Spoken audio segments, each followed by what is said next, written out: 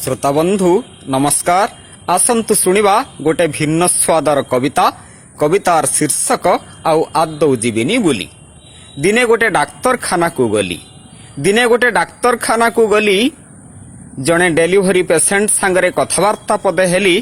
कहले से मते सरकार 1400 टंकारु डाक्तर नर्स को मिसेकी मोट 1000 टंका देली, तेणु भलरे डिस्चार्ज हेली। दिने गोटे थाना को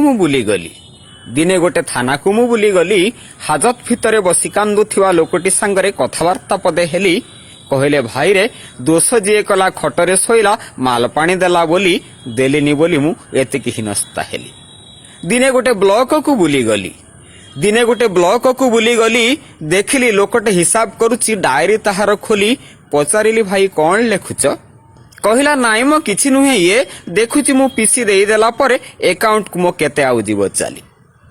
दिने गोटे बैंक को बुली गली। जने ऋणग्रहीता पाखरे बसिकी सुख दुख पदे हेली। कहले पुअरे बुझेई दे मते, मो नारे तो 50,000 ऋण लेखा हैला, 40 काहेकि नेली। दिने गोटे तहसील को मु गली। कर्मचारी जने ट्रेसिंग पेपर गारौची बसी धरी गोटे पेन्सिली टिके सेठी मु छिड़ा हेली।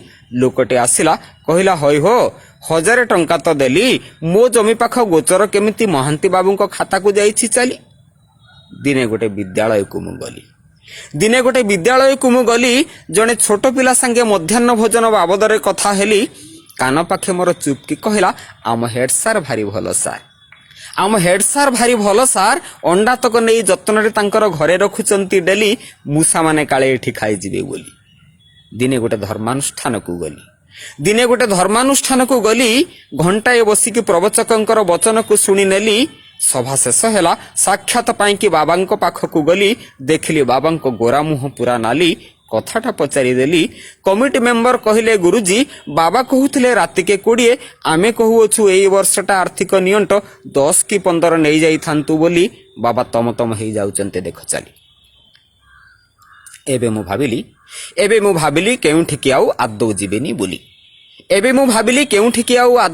बुली। काले जीवी बाट भूली गले ठाकुर रागिबे, अभिशाप देबे। शेष बेले मते मिलिबनी पुणी मुठे भात टिके डाली।